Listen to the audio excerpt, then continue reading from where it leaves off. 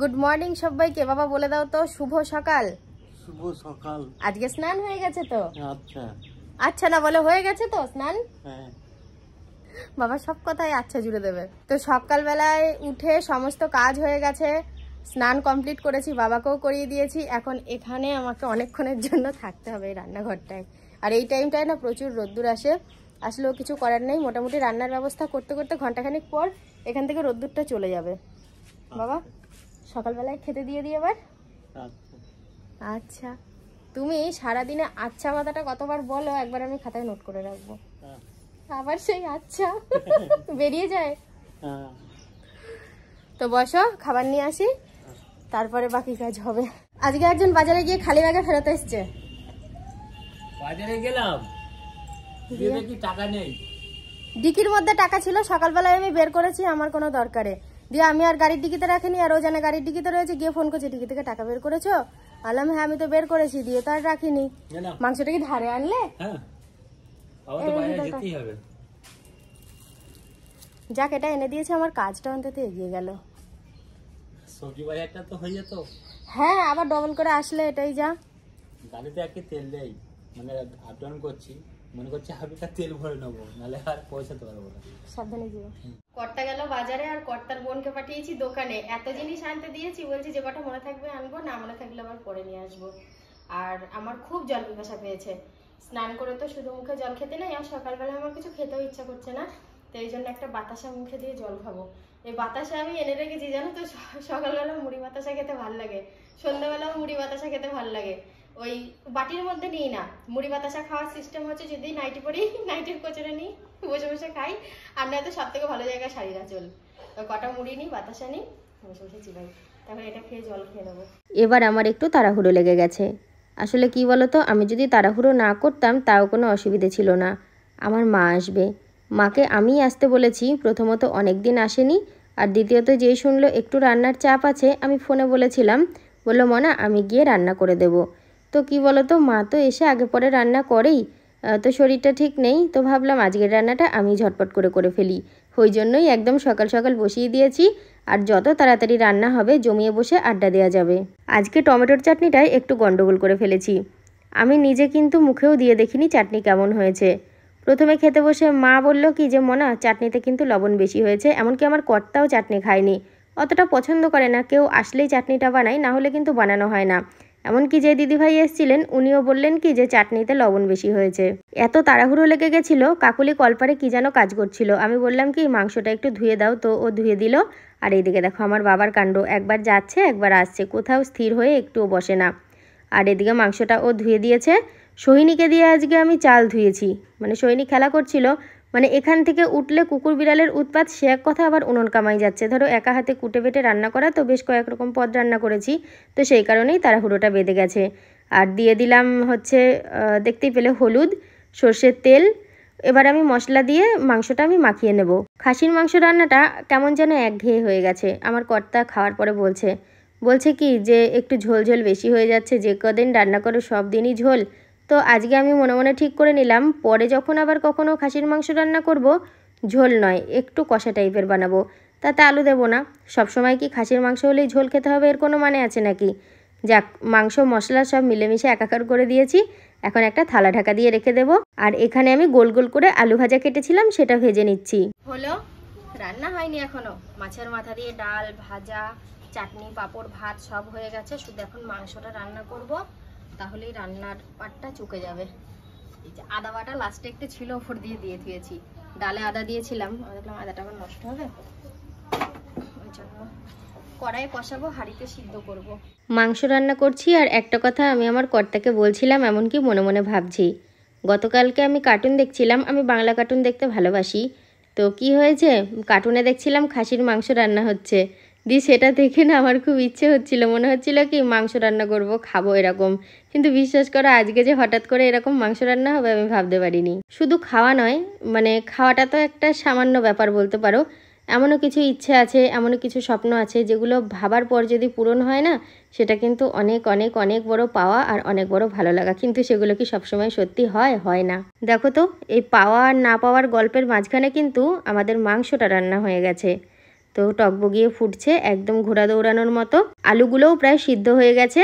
তো দেখা যাক আলু কতটা সেদ্ধ হলো। আর মাংসও সেদ্ধ হয়েছে। হাঁড়িতে না মাংস ভালো সেদ্ধ হয় জানো।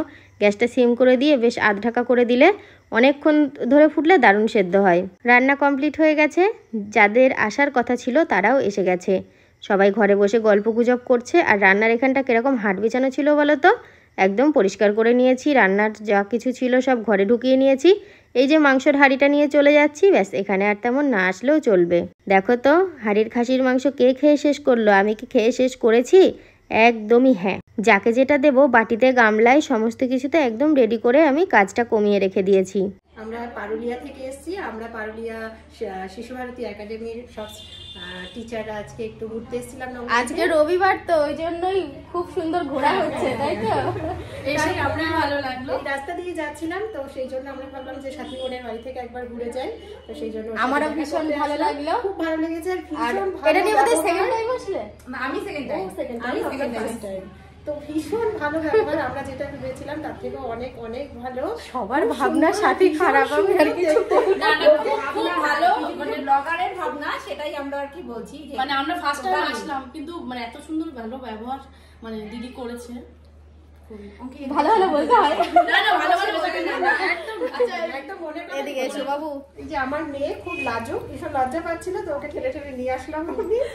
মেয়েরাই লজ্জা প্রকৃতির হয়। দেখো তো চাটনির বাটিগুলো কিন্তু কাজে লেগেছে এখন। সৈনি কি ভালো লাগছে না? হ্যাঁ। সৈনি বলছে মামি তুমি এই বাটিগুলো কবে কিনলে?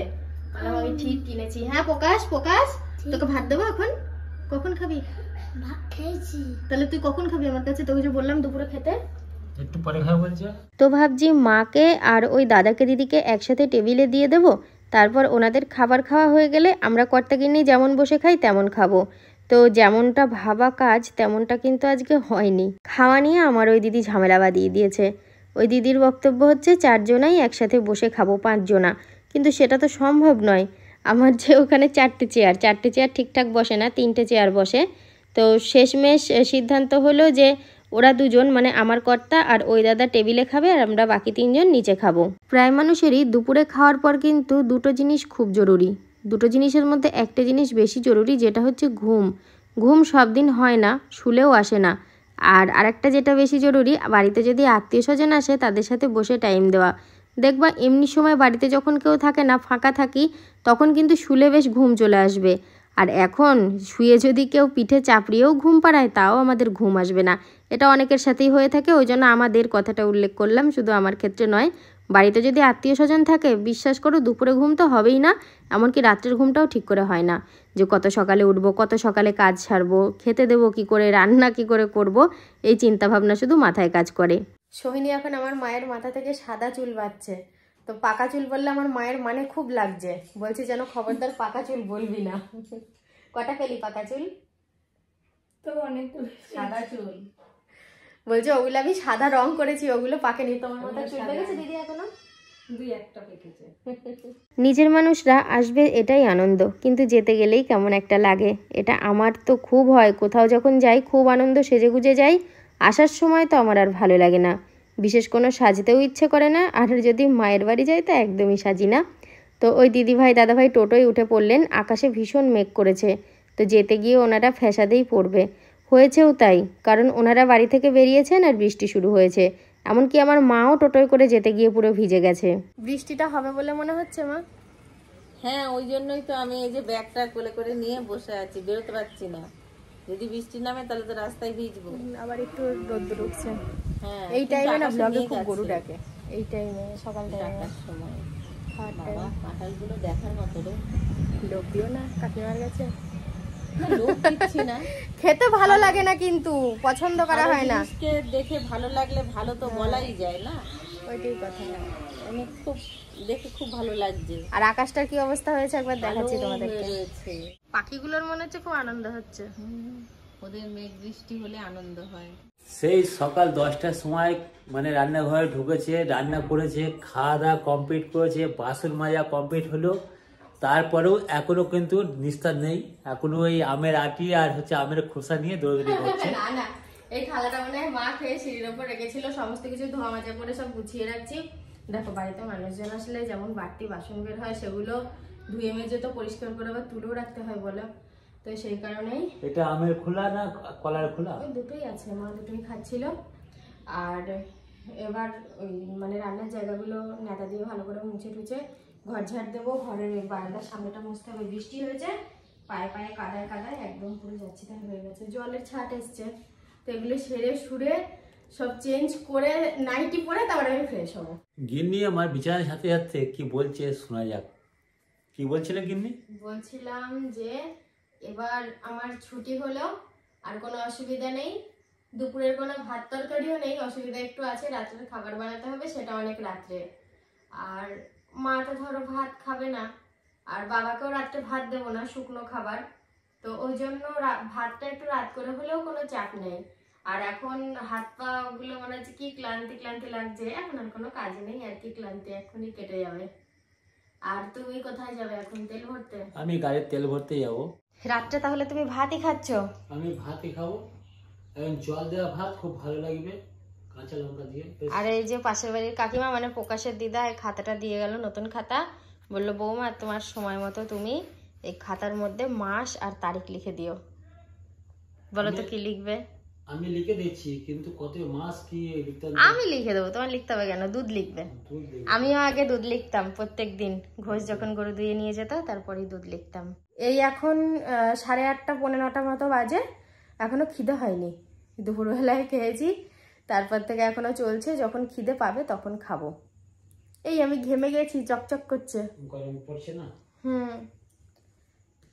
খাতাটা লিখি, কালকে সকালে প্রকাশের হাত দিয়ে পাঠিয়ে দেবো, বসেই তো আছি।